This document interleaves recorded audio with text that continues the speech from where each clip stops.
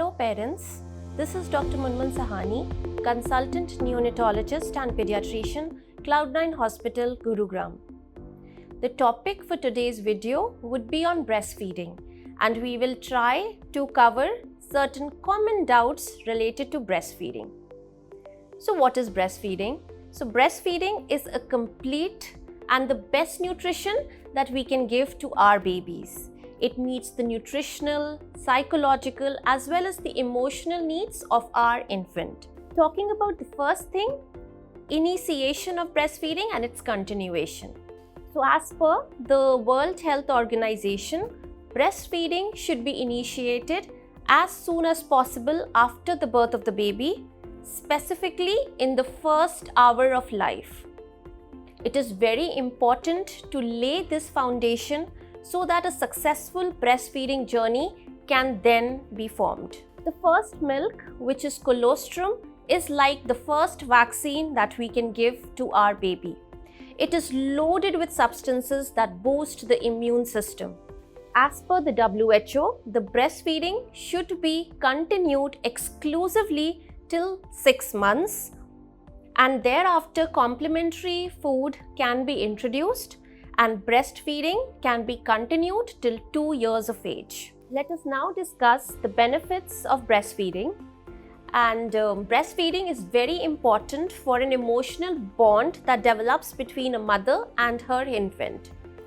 Pertaining to the benefits for a baby, starting with number 1, it's a complete nutrition. It is the perfect blend of carbohydrates, fats, proteins, micronutrients, vitamins, and water for hydration. Secondly, it has a lot of substances and antibodies that boost the immune system and provides immunity to fight various infections. Thirdly, it helps reduce the incidence of a lot of diseases like ear infections, pneumonias, and diarrheal diseases. Fourthly, it helps in the normal brain development of a baby because it's loaded with the DHAs. And 5, it helps improve the gut health. Babies who are breastfed have lower incidence of colic. Talking about the benefits for the mother, at number 1, breastfeeding helps lose a lot of calories and thus help in reducing the weight in a more healthy and sustained way. Secondly, it helps reduce the incidence of ovarian and breast carcinomas in the mother. Thirdly, it helps in the normal postpartum recovery. The hormones that are secreted during the process of breastfeeding help the uterus regain its position back into the pelvis. Fourthly, it also helps reduce the incidence of postpartum stress and depression. And fifth, it's the most convenient, low cost and on-the-go meal for the baby, and it's very convenient for the mother as well. Let us now discuss the common breastfeeding positions. So first is the football position. So firstly, use a feeding pillow or a normal pillow for this position. Tuck your baby under your arms, holding like a football. Support the head and the neck of your baby by your palm and forearm, and then direct the baby towards the breast. This position is very good for first-time mothers, those with heavy breast, and also post-cesarean section. The second position is the cross-cradle position. So in this position, again, you can use a feeding pillow for directing the baby towards the breast. Sit upright. The back of the mother should be straight, and the mother should be not leaning forwards towards the baby. In this position, hold the baby on the arm which is opposite the breast where the baby is being fed, and then carry the baby across to the breast. Support the head, neck and body of the baby on your arm. The third position is the cradle position, and this is for much more experienced mothers.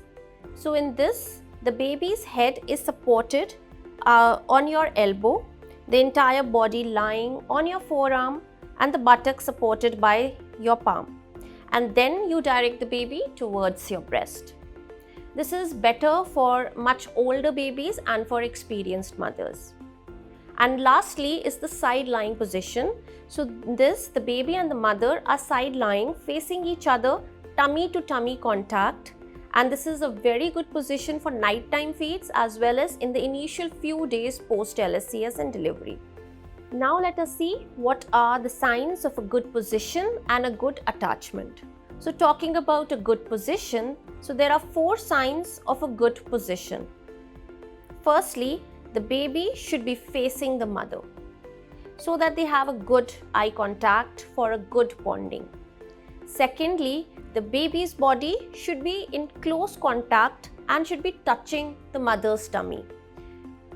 Thirdly, baby's body should be well supported. And lastly, the head and neck and the body of the baby should be in alignment and in a straight line. Talking about the signs of a good attachment, number 1, baby's mouth should be wide and open. Number 2, the chin should be touching the breast of the mother. Thirdly, the lower lip should be everted.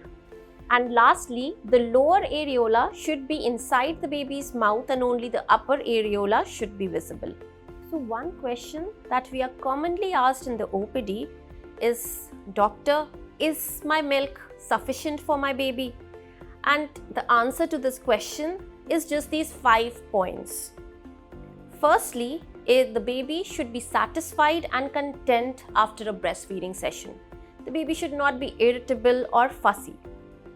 Secondly, after a good breastfeeding session, the baby usually sleeps for 45 to 60 minutes. Sometimes the baby may sleep for even longer, but this is the normal duration. Thirdly, after day 6 of life, a baby should have at least 6 wet diapers in a day. So the baby would be passing urine every 3 to 4 hours. Fourthly, before a breastfeeding session, the breast would feel heavy, and post a session, they'll feel lighter. Also, some mothers may experience dripping of milk from the opposite breast.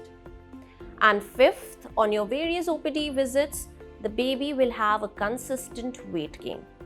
So if these 5 points are met, then just relax, your breastfeeding is adequate for the baby. Let us now see 10 superfoods that will help increase the milk output. At number 1, we have the methi seeds. Number 2, we have jeera. Number 3, we have ajwain. And number 4, we have sauf. At number 5, we have ginger and garlic. Number 6 is moringa or drumstick leaves. Number 7 is flax seeds and sesame seeds. Number 8 is oats. And number 9, we have dalia. Along with that, the main ingredient is adequate hydration.